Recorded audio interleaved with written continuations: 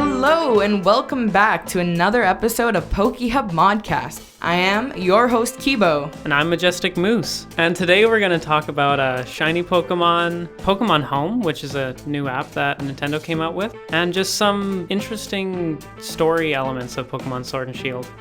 Alright, let's jump right into it.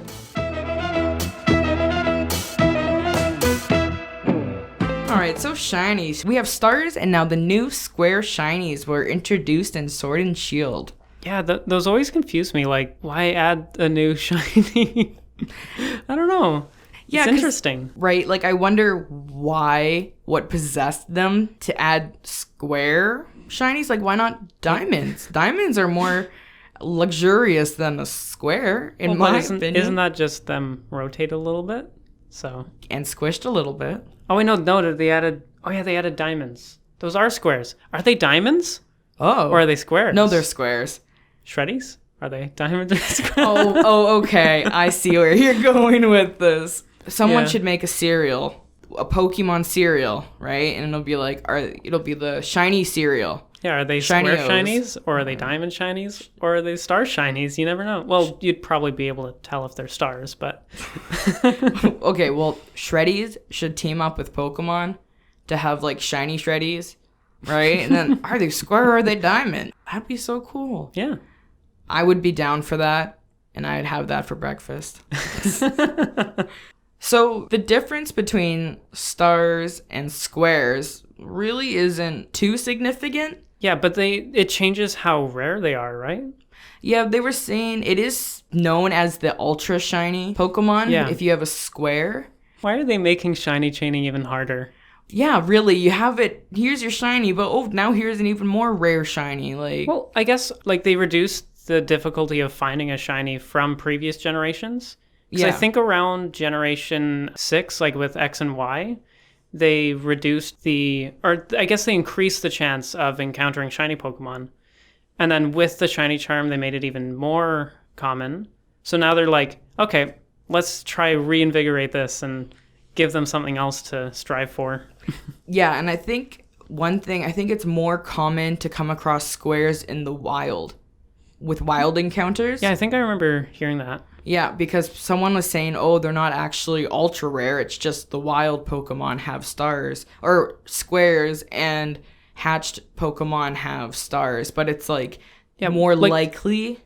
But I've caught a wild Stuffle and it was stars. It wasn't squares. That was a rare den, wasn't it? Oh, right. Yes, yeah. I thought it right. I've caught so many Stuffles now. I can't keep track, okay? Yeah, because it's really interesting. All of the shinies that we caught on stream with the shiny chaining mod, right? Yeah. Yeah, and only one of them so far has been square shinies, the shiny Diglett. Yes, we got 3 Diglets Or did we catch that? Did we catch that off stream? I think we caught that off stream on a different Switch. Yeah, that was in the beginning before we started streaming. Yeah, that was while it was still in early development. Yeah, and we were just doing the recordings for our own viewing the next day to see if we did get shinies, and when it happened, and make sure. That was our way of monitoring the mod overnight. Yeah, because when we came back, it still takes hours to find a shiny, but you just don't have to do anything. Exactly. And yeah, we had 3 Diglets, and one of them... I remember the first time we left it overnight, we got 5 Rookidees. 5 shiny Rookidees. Yes. Rookidee has such a special place in my heart now, because that was the very first Pokemon that we attempted this mod with. And that's how we had a plethora of rookies. And yeah, I remember you were sitting at your desk drawing Rookidees, right? Yeah, I was thinking, I see it so much. You had to stare at them for hours. And we didn't even have the shiny charm yet. No, we didn't. It was still... But we still managed to find 5 overnight? Yeah, that was ridiculous. And since then, we have not caught that many overnight over a weekend. We caught 2 Drillburs in the live stream within an hour of each other. Half hour. Really? Wow. Half hour. I was sitting there watching the stream, and all of a sudden in the corner of my eye, I'm like, wait, what? Go back 10 seconds. Sure enough, we had a shiny Drillbur, and I was like, I was losing my mind, and all of a sudden, another one. Not even about a half hour later, just, whoa, and I've never seen that. That was really lucky in my books. It's really fun having these streams, just being able to monitor them real time. Yeah, I enjoy watching what we get for like the box to prize trade is one we've had on a lot lately. And it's actually surprising what people will trade. You think like, why are you I think trading your shiny Espeon? We got a shiny Espeon and a shiny Eevee and then proceeded to surprise trade them away again. So somebody else is going to be happy. Exactly. I saw one that was named Merry Christmas. So that one's probably been floating around in surprise trade for who knows, probably since Christmas, obviously. Yeah. I love when people put little messages in like as the Pokemon name. So when they surprise trade it, you have the weirdest name. I had like Floofy for, I can't remember what it was, but just the names were so funny. I think it was like Arcanine Floofy or something. Or like if they name it after like the event that they're hosting or something, like, yeah, it's interesting. Yeah, I always like to see what people come up with. But going back to the shinies, we were very lucky because we I guess we hatched the Diglett. Yeah. And that was a square. So that's even more rare, technically, because it's harder to find square shinies while breeding than in the wild. So that was a big win, I think. I was pretty happy, even though it was a Diglett. Yeah, for sure. Which isn't, it has a purple nose. That's the only difference, I think. Although it's a slightly different shade of brown. Okay, well, that sells it for me, though. Yeah, 100%. But, I mean, hey, I'm happy I picked Diglett that day because we came back to 3 and one was ultra shiny, ultra rare, whatever they're called. Yeah. But otherwise, that's the only one we've come across. I don't think people are catching them too much. Yeah, I'm not sure. Whenever I see YouTube videos or posts or anything online with shiny related, it's never a square shiny. Very rarely it'll be a square shiny that pops up. It's always just normal shiny. So maybe they really are more rare. You know? Definitely. Probably. Because what were the odds? Like 1 in 40 something thousand or 1 in 65,000. Oof. Yeah, 65,000 some odd something. So just ridiculous. Yeah, and at least I guess with the shiny charm it gets 3 times easier. Yeah. But still, that's look how long people are streaming for, right? Yeah. Doing it themselves. It's ridiculous. That's still what, like 20,000 something? So yeah, exactly. At least. What's not catch rate, the rarity, for regular shinies? Like, is it like 1 in 4,000 chance? I think it started 1 in 8,000 and then went lower to 1 in 4,000, and then from there you can use both the shiny charm and the Masada method of breeding, where you have 1 local Pokemon and 1 foreign Pokemon, and then that increases your shiny chances even more, and I think you can get it down to a 1 in 512 chance. Okay, I think I saw something around the 500, up to like when you have over 500 encounters or something. Yeah, no, I think even with that one it gets even lower. Okay. Yeah, I personally only use the hatching method because finding the same Pokemon in the wild every single time gets kind of tricky. It does. I 100% agree on that. Although I do remember seeing a video of Jaywitz where he didn't leave Route 1 until he caught a shiny Wooloo. Oh, no. So the first 50 hours of his game was just chaining for the one Wooloo. 50 hours? 50 hours, Route 1 to catch a shiny Wooloo. He got an Inteleon before he found the shiny Wooloo. He got an Italian? Really? Yeah, like 2 evolutions of his starter before... Because he just killed Wooloo after Wooloo. Fainted. They don't die. Shh. Come on, don't die. I always say that, though. I will always be like, it killed my Pidgey. Like, yeah, for sure. Like, I love Pidgey. One thing I really like is the new app that Nintendo made, Pokemon Home. Oh, yes. Well, I do have some comments on it, but it's really handy. transferring Pokemon up from older games. How far back can we go? Well, what I did in Generation 6 with Pokemon X and Y, I actually decided, okay, I'm actually going to make a living dex this time. So to do that, some of the Pokemon you can't get in Pokemon X and Y. So I went back as far as Fire Red and Leaf Green on the Game Boy Advance. Oh my. And so from them, I would get exclusive Pokemon from them, trade them up to Pokemon Pearl, and then from that, I borrowed my friend's copy of Pokemon Black, transfer them up to that, and then, oh yeah, one thing with Pokemon Pearl is you could only transfer 6 Pokemon every 24 hours, and you had to wait 24 hours, and if you changed your date, I think they lock you from using it. What? I did not know that. Yeah, it's crazy. So then from there, you can go from Pokemon Black to the Pokebank, which was their old way of transferring a Pokemon and storing them. But wasn't it really, like, not that good?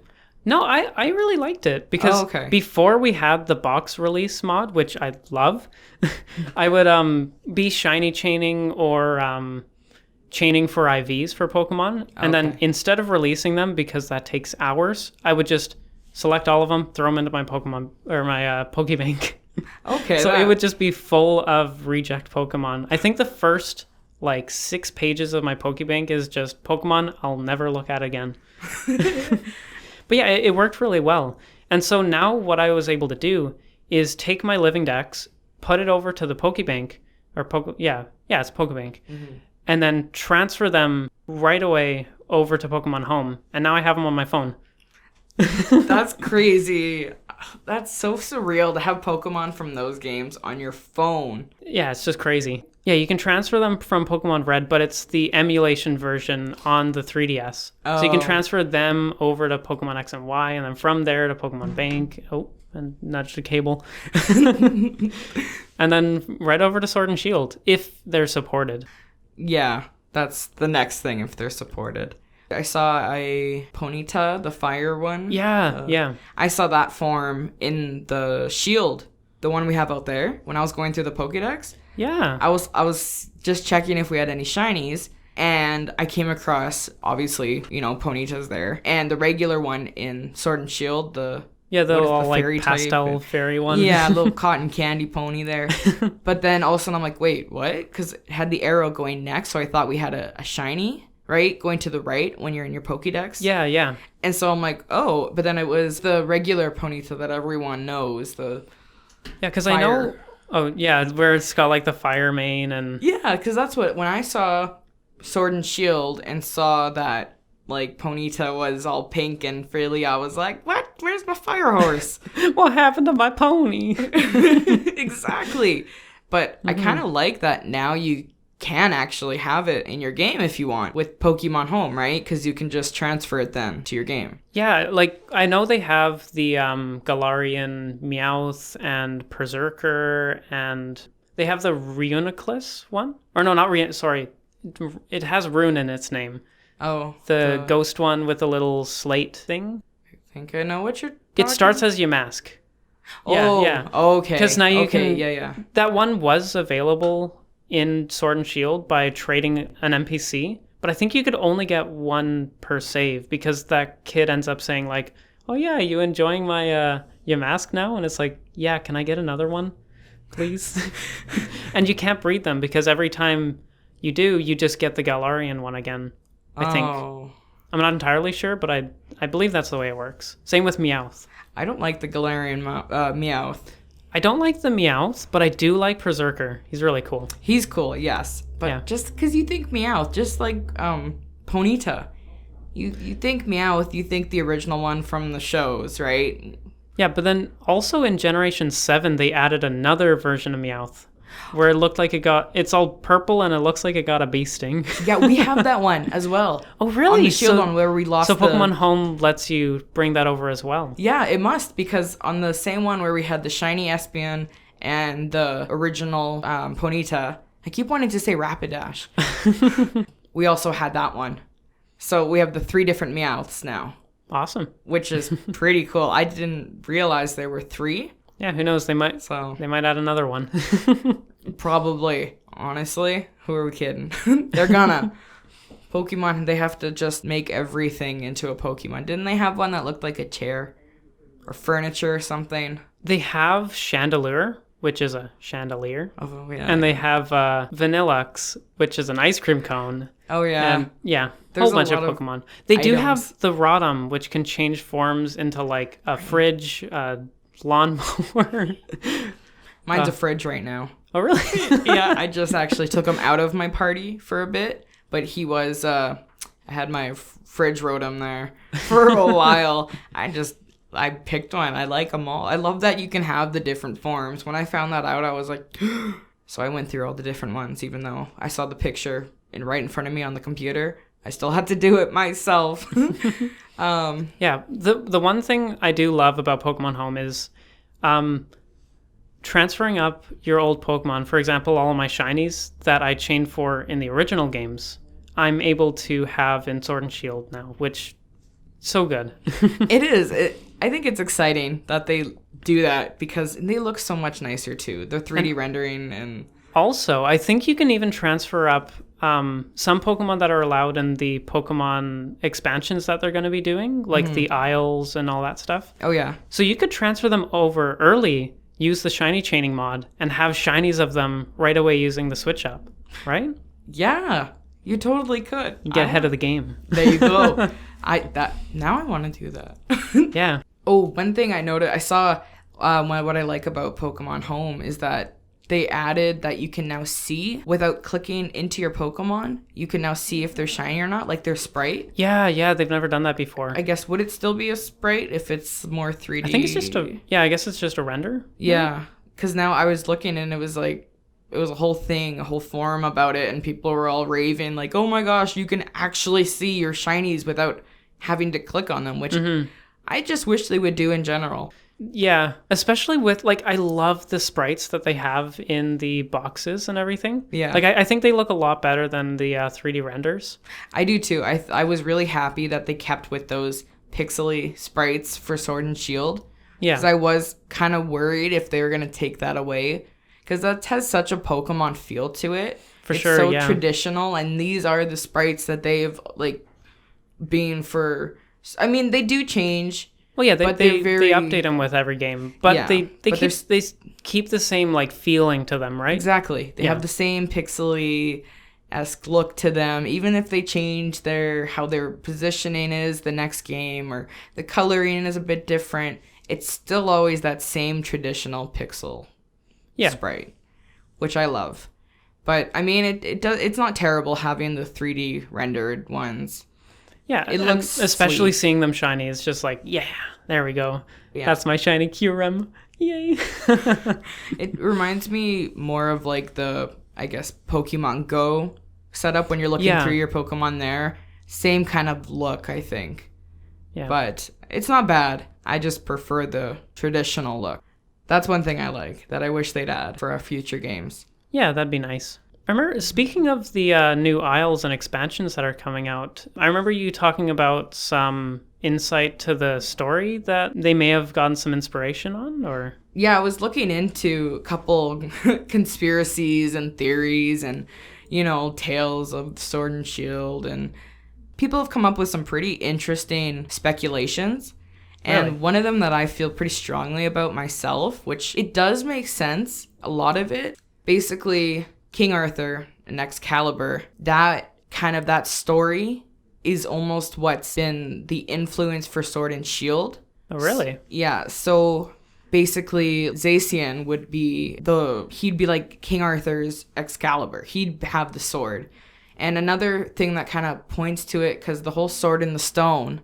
When you go because there's the... in the slumbering well. The pedestal for it and everything. So that's kind of like another giveaway, like, okay, and there's the sword laying there. So obviously it's been removed, but that's like also where the ancestors come in and why you see the tale of the two heroes. And spoiler warning, later on the two guys with the funky hair show up, right? And they're like the descendants of the original people who came across the sword and the shield. Yeah. So this basically it's like Zacian They're the true heroes of Galar. Exactly. He'd be like King Arthur's Excalibur. Someone mentioned Zamazenta being the shield of Joseph of Arimathea. So that was kind of interesting. And then another one that made me believe that they did take kind of key points from the whole like King Arthur folklore.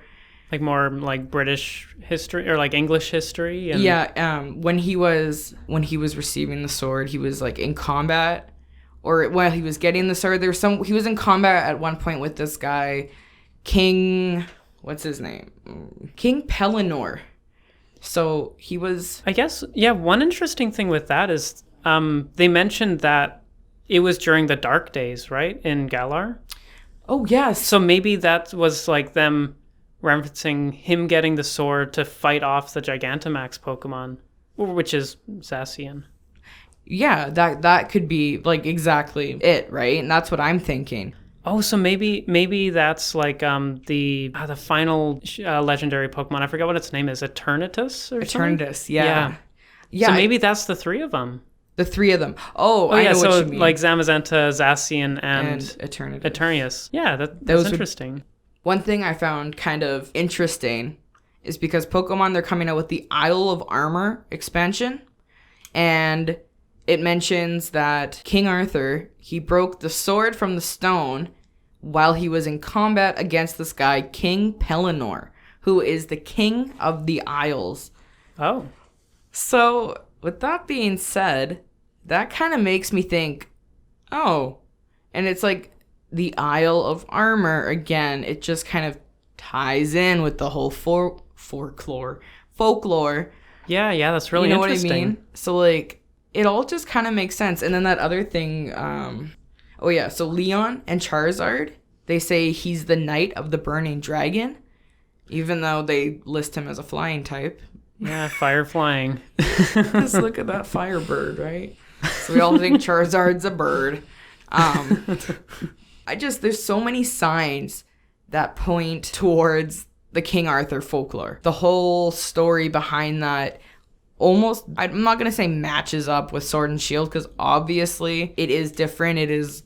Yeah, but like even where you find the sword, it's near like that little lake area. It could be like the Enchanted Lake. Yeah, right? Yeah. There's just so many things that kind of point to it. Like I said, they didn't take the story and turn it into Pokemon. They just took a lot of inspiration. Exactly, aspects and kind of certain things they kind of threw in there to keep it familiar along the lines of the folklore. But because also the Galar region is UK based, I think. Yeah, for sure. Right? So it just kind of, in like the King Arthur was... Like Hop is always saying, oh yeah, I saw him on the telly. Exactly. So it all ties into each other, and it kind of makes sense at this point. I just wonder if when the expansion comes out, if that'll kind of even support that theory more, like furthermore. Yeah, if it'll give it some more ties into the lore of England and stuff. Yeah. I think it's Celtic folklore, I believe. If that's the Enchanted Lake, do you think that Wooloo at the start of the game would be the Lady of the Lake who gave the sword to them? Because it's like leading Hop and the character over to them. That's true. Oh, Wooloo. There's like some untold stories for Wooloo, maybe. Wooloo lore. Is that a thing? Woolore. Woolore. I would read that in a heartbeat. Me too. I'm going to Google that after. Just saying. Yeah, I think that's about all the time we have left today. Thank you all for tuning in. Yeah, it was nice talking to you guys again. Hope to see you next time.